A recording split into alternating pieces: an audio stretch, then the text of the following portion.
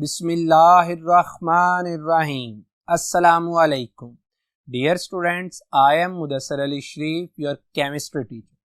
Students, chemistry second year chapter number 1 और आज हम जिस periodic property को डिस्कस करने जा रहे हैं वो है इलेक्ट्रिकल कंडक्टेंस।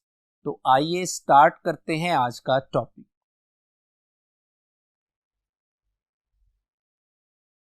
जी स्टूडेंट्स, टॉपिक है इलेक्ट्रिकल कंडक्टेंस। सबसे पहले देखते हैं कि इलेक्ट्रिकल कंडक्टेंस जो टाइटल में मौजूद दो टर्म्स हैं इनका मतलब क्या है। माय डियर स्टूडेंट, एक टर्म लिखी हुई है कंडक्टेंस। कंडक्टेंस का अगर मैं लफ्जी मतलब आपको बताऊं तो इसका मतलब है flow of something through a material. किसी मटेरियल में से किसी चीज का फ्लो करना। और अगर मैं इस कंडक्टेंस को केमिस्ट्री की टर्म में लूं तो कंडक्टेंस का मतलब होगा फ्लो ऑफ समथिंग की जगह फ्लो ऑफ हीट और current through a material, material की जगह कंडक्टर। तो अगर मैं केमिस्ट्री में कंडक्टेंस को लेता हूं तो मैं यूं डिफाइन कर सकता हूं, फ्लो ऑफ हीट और current through a conductor is called conductance. याद रखिएगा, हमारा टॉपिक सिर्फ कंडक्टेंस नहीं बल्कि इलेक्ट्रिकल कंडक्टेंस है और इलेक्ट्रिकल का मतलब इलेक्ट्रिक चार्जेस यानी करंट है। तो गोया आज के लेक्चर में हम जो कंडक्टेंस डिस्कस करेंगे वो कंडक्टेंस होगी करंट की, जिसे हमारी बुक पे टाइटल दिया गया electrical conductance. My dear student, define हम ऐसे कर सकते हैं इलेक्ट्रिकल कंडक्टेंस को, the ease with which the electric current flows through the conductor। ई से मुराद है सलाहियत। ये वो सलाहियत है किसी कंडक्टर की जिसकी वजह से जिससे उस कंडक्टर में इलेक्ट्रिक करंट क्या करता है, फ्लो करता है। माय डियर स्टूडेंट्स, याद रखिएगा इलेक्ट्रिकल कंडक्टेंस को हम रिप्रेजेंट करते हैं कैपिटल जी से। और अगर मैथमेटिकली इसका फार्मूला लिखना चाहें तो याद रखिएगा इलेक्ट्रिकल कंडक्टेंस बराबर है 1 ओवर रेजिस्टेंस की। तो इस फार्मूला से आप इलेक्ट्रिकल कंडक्टेंस का यूनिट भी ड्राइव कर सकते हैं। रेजिस्टेंस का यूनिट आप सबको पता है, आपने फिजिक्स में चैप्टर नंबर 13 में पढ़ा है। रेजिस्टेंस का यूनिट ओहम है, तो फिर इलेक्ट्रिकल कंडक्टेंस का यूनिट क्या बनेगा, पर ओहम, या आप इसे सीमेन भी लिख सकते हैं कैपिटल एस से, और यही इसके एसआई यूनिट्स भी। माय डियर स्टूडेंट्स, याद रखिएगा कि जो इलेक्ट्रिकल कंडक्टेंस है that is the property of an object. इसी के पैरेलल मैं आपसे एक और बड़ी इंपॉर्टेंट टर्म डिस्कस करने लगा हूं जो कंडक्टेंस से रिलेटेड है, that is electrical conductivity. My dear students, physics के स्टूडेंट होने की हैसियत से तो आपको अच्छे से मालूम होगा इन दोनों में फर्क। मैं आपको फिर ये रिवाइज कर देता हूं कि इलेक्ट्रिकल कंडक्टेंस और इलेक्ट्रिकल कंडक्टिविटी में फर्क है, गोया दोनों बहुत क्लोजली रिलेटेड है। इलेक्ट्रिकल कंडक्टिविटी क्या है? It is the resistance per unit length और per unit volume of a conductor. ये पर यूनिट लेंथ में किसी कंडक्टर की क्या है, रेजिस्टेंस है। किसके लिए? For the flow of electric current.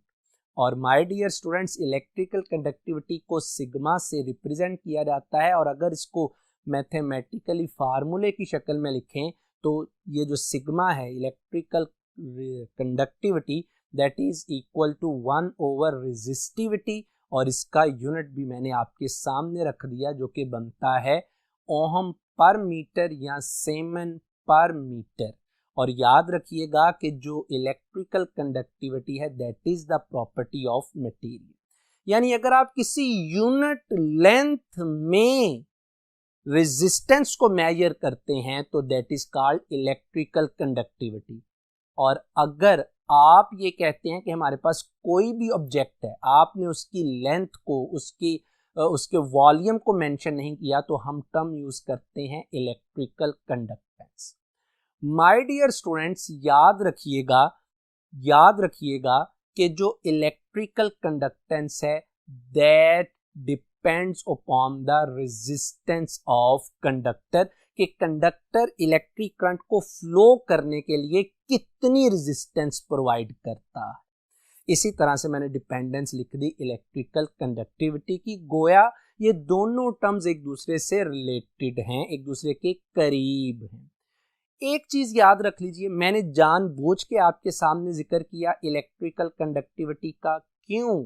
क्योंकि अगर किसी मटेरियल की इलेक्ट्रिकल कंडक्टिविटी हाई होगी तो याद रखिएगा उस मटेरियल की, उस ऑब्जेक्ट की इलेक्ट्रिकल कंडक्टेंस भी क्या होगी, ज्यादा होगी। तो गोया आज हमने अपने लेक्चर्स में तो इलेक्ट्रिकल कंडक्टेंस को डिटेल से डिस्कस करना है, लेकिन मैं एग्जाम्पल्स के तौर पर आपको इलेक्ट्रिकल कंडक्टिविटी भी उन ऑब्जेक्ट्स की देता जाऊंगा ताकि हमारा कॉन्सेप्ट अच्छे से क्लियर हो जाए। माय डियर स्टूडेंट्स, ये तो दोनों में मैंने आपको थोड़ा कंपैरिजन करवा दिया। अब आइए जरा डिटेल से बात करते हैं इलेक्ट्रिकल कंडक्टेंस की। अब सबसे पहली बात यह है कि आपने कह दिया कि इलेक्ट्रिकल कंडक्टेंस करंट का फ्लो करना है। याद रखिएगा करंट दो वजह से फ्लो करता है, या इस तरह से कह लें कि जो इलेक्ट्रिक कंडक्टेंस है ये दो वजह से होती है। एक को हम बोलते हैं इलेक्ट्रोलिटिक कंडक्शन और दूसरा है इलेक्ट्रॉनिक और metallic conduction. My dear students, याद रखिएगा अगर कंडक्शन आयंस की वजह से हो तो that is called electrolytic conduction, और अगर फ्री इलेक्ट्रॉन्स की वजह से हो तो दैट इज कॉल्ड मेटेलिक और इलेक्ट्रॉनिक कंडक्शन। आज का जो हमारा लेक्चर है, जो जिसमें हमने इलेक्ट्रिकल कंडक्टेंस को डिटेल से डिस्कस करना है, उसमें हम कंडक्शन को, फ्लो ऑफ करंट को डिस्कस करेंगे with respect to the electrons, यानी फ्री इलेक्ट्रॉन के लिहाज से जो कंडक्शन। तो माय डियर स्टूडेंट्स, मैं आपको यहाँ पे एक और बात बता दूं। ये तो मैंने क्लियर कर दिया कि हमने आयंस की वजह से नहीं पढ़नी बल्कि फ्री इलेक्ट्रॉन्स की वजह से पढ़नी। कुछ फैक्टर्स हैं जो इलेक्ट्रिकल कंडक्टेंस को इफेक्ट करते हैं, यानी फैक्टर्स अफेक्टिंग इलेक्ट्रिकल कंडक्टेंस। इनमें जो सबसे इंपॉर्टेंट फैक्टर है वो है टेम्परेचर, जो आपने केमिस्ट्री में भी फर्स्ट ईयर में चैप्टर नंबर 4 में पढ़ा। इनमें फैक्टर है crystal lattice of the conductor object, कि जिस ऑब्जेक्ट में से करंट पास कर रहा है उसका स्ट्रक्चर क्या है, क्रिस्टल लैटिस क्या है। माय डियर स्टूडेंट, इसमें तीसरा बड़ा इंपॉर्टेंट फैक्टर है इम्प्योरिटी। प्योर कंडक्टर है कि आपने उसमें कोई इम्प्योरिटी ऐड कर दी है, तो इम्प्योरिटी के ऐड करने की वजह से भी उसकी करंट को फ्लो करने की जो सलाहियत है वो इफेक्ट हो जाती है। बहरहाल ये तीन कुछ इंपॉर्टेंट फैक्टर थे जो मैंने आपके सामने रखे।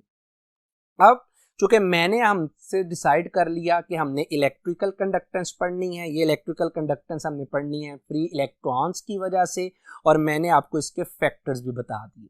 जब मैंने आपसे कहा कि हमने इलेक्ट्रिकल कंडक्टेंस फ्री इलेक्ट्रॉन्स की वजह से पढ़नी है, तो मैं अब ये बात कह सकता हूं कि one of the most familiar property of metal is electrical conductance, यानी जो इलेक्ट्रिकल कंडक्टेंस है ये मोस्ट फैमिलियर प्रॉपर्टी है, one of the most familiar property है किसकी, मेटल्स की। सर क्यों मेटल्स की मोस्ट फैमिलियर प्रॉपर्टी है? इसकी दो वजूहात हैं। एक है कि मेटल में क्या होती है, presence of loosely bound valence electrons, यानी उसके आउटर मोस्ट शेल में लूजली बाउंड क्या होते हैं, इलेक्ट्रॉन्स। और दूसरी बात उसकी ये है ease of the movement of the free electrons. गोया ये बात अब एक और तय हो गई कि मेटल्स अगर अच्छी कंडक्टर हैं, या अगर कोई एलिमेंट आज के टॉपिक में ये क्लेम करता है कि वो अच्छा कंडक्टर है, तो उसको एक नहीं बल्कि दो कंडीशन सेटिस्फाई करना पड़ेंगी। एक तो उसके पास लूजली बाउंड, फ्रीली मूव करने वाले क्या होने चाहिए, वैलेंस इलेक्ट्रॉन्स, और दूसरा उन इलेक्ट्रॉन्स की इजीली मूवमेंट होनी चाहिए, यानी उनका क्रिस्टल स्ट्रक्चर ऐसा हो कि जिसमें इलेक्ट्रॉन्स इजीली क्या कर सकें, मूव कर सकें।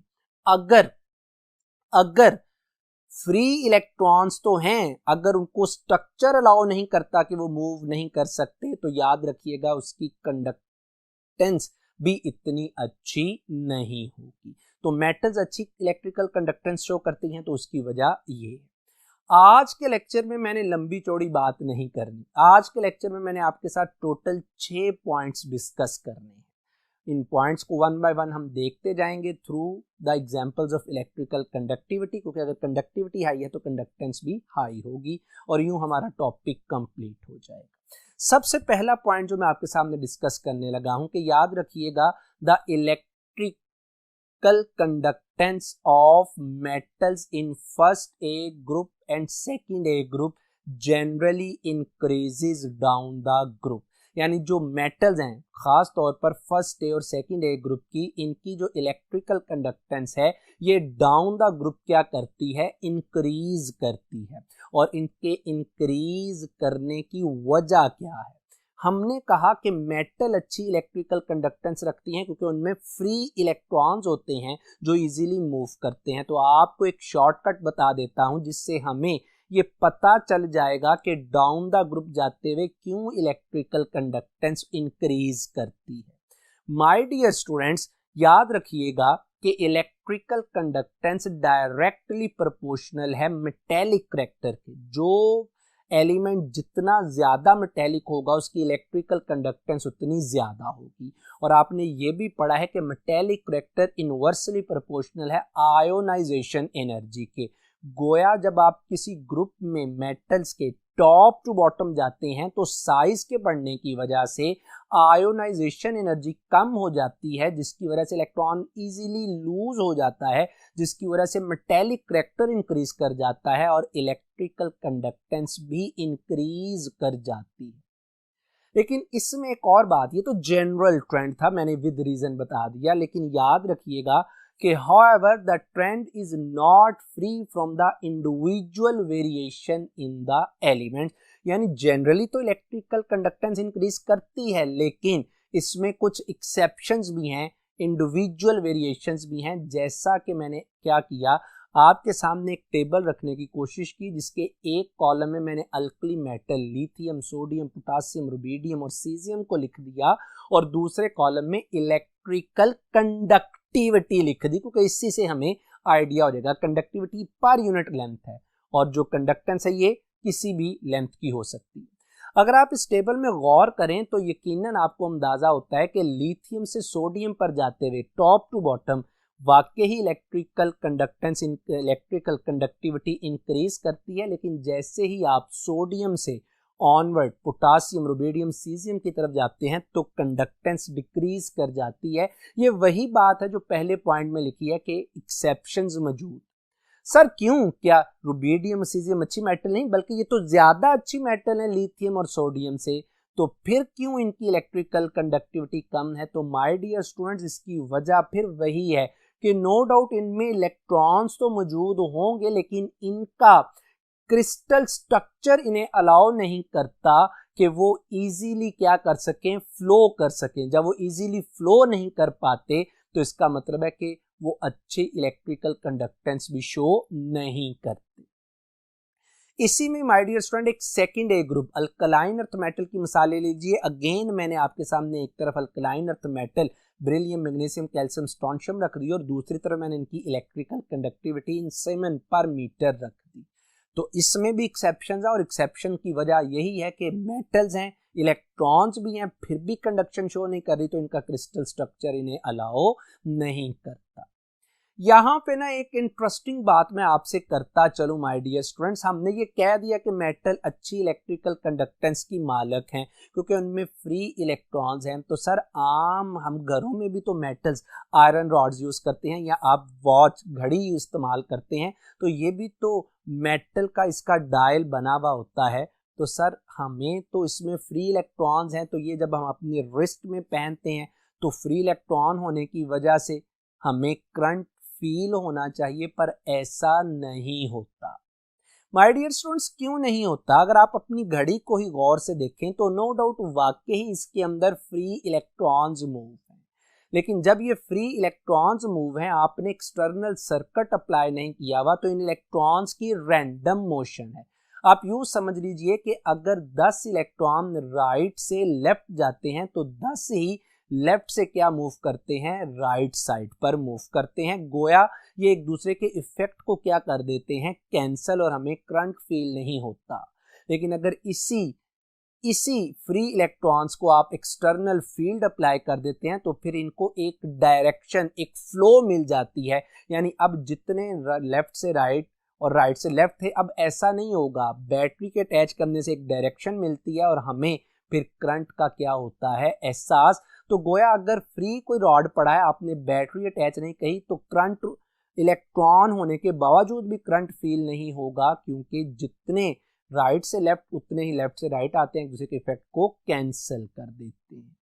तो ये गोया एक आपके इंटरेस्ट के लिए था। यहां पे हमारा एक पॉइंट भी कंप्लीट हो जाता है। सेकंड पॉइंट याद रखिएगा कि कॉइनेज मेटल, जिसे आप इनर्ट मेटल भी बोलते हैं, जिसे आप करेंसी मेटल्स भी बोलते हैं, have extra ordinary high electrical conductance. Coinage metal आपको पता है कि पीरियोडिक टेबल का फर्स्ट बी ग्रुप है कॉपर, सिल्वर और गोल्ड। और मैंने आपके इंटरेस्ट के लिए अगेन एक कॉलम में इनका लिख दिया, एलिमेंट लिख दिया, कॉइनेज मेटल लिख दी, और दूसरे कॉलम में इनकी इलेक्ट्रिकल कंडक्टिविटी। और ये तीनों मेटल्स की पूरे पीरियोडिक टेबल में सबसे ज्यादा इलेक्ट्रिकल कंडक्टिविटी, और तीनों का आपस में कंपेयर करें, ये एमसीक्यू भी आपके पास, तो सबसे ज्यादा इलेक्ट्रिकल कंडक्टिविटी किसकी है, सिल्वर की। माय डियर स्टूडेंट्स, आइए जरा थर्ड पॉइंट देखते हैं। याद रखिएगा कि non metals specially of 6th A and 7th A groups have low values of electrical conductance, so they can be regarded as insulators. यानी ये नॉन मेटल्स हैं, इनमें फ्री इलेक्ट्रॉन नहीं, इनकी इलेक्ट्रिकल कंडक्टेंस इतनी कम होती है कि हम इन्हें इंसुलेटर के तौर पर ट्रीट कर सकते हैं। मैंने आप नॉन मेटल है ना, फ्री इलेक्ट्रॉन नहीं, तो मैंने आपके इंटरेस्ट के लिए चंद एक 6th A और 7th A ग्रुप की नॉन मेटल्स की इलेक्ट्रिकल कंडक्टिविटी रख दी, और आप देख सकते हैं कि ये एक्स्ट्रा ऑर्डिनरी क्या है, लो। फोर्थ पॉइंट है हमारे पास कि in transition series values of electrical conductance vary so abruptly that we can not make any general trend. यानी मैंने ये कहा कि जो ट्रांजिशन एलिमेंट्स हैं, जैसा कि आप मॉडर्न पीरियोडिक टेबल में देख सकते हैं कि ट्रांजिशन एलिमेंट्स में दो ब्लॉक शामिल हैं, एक डी और एफ। मैंने ये कहा कि इनमें इलेक्ट्रिकल कंडक्टेंस की वैल्यू इतनी एब्रप्टली, बेतरतीबी से चेंज होती है, कहीं पे कम है कहीं पे ज्यादा हो रही है, कि हम कोई जनरल ट्रेंड नहीं बना सकते। यानी हम ये नहीं कह सकते कि टॉप टू बॉटम इंक्रीज करती है या डिक्रीज, या लेफ्ट राइट इंक्रीज करती है या decrease. No general trend for the transition elements.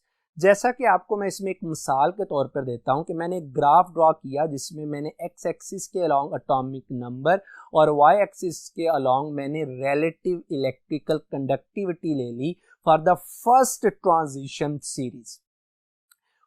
Transition series of the element. और ये आपने पढ़ा भी होगा चैप्टर नंबर 1 में कि फर्स्ट ट्रांजिशन सीरीज अगर आप देखें तो मैं आपको चलें दिखा देता हूं मॉडर्न पीरियोडिक टेबल में, जो कि स्कैंडियम से स्टार्ट होती है और एंड होती है जिंक, स्कैंडियम, टाइटेनियम, वैनेडियम।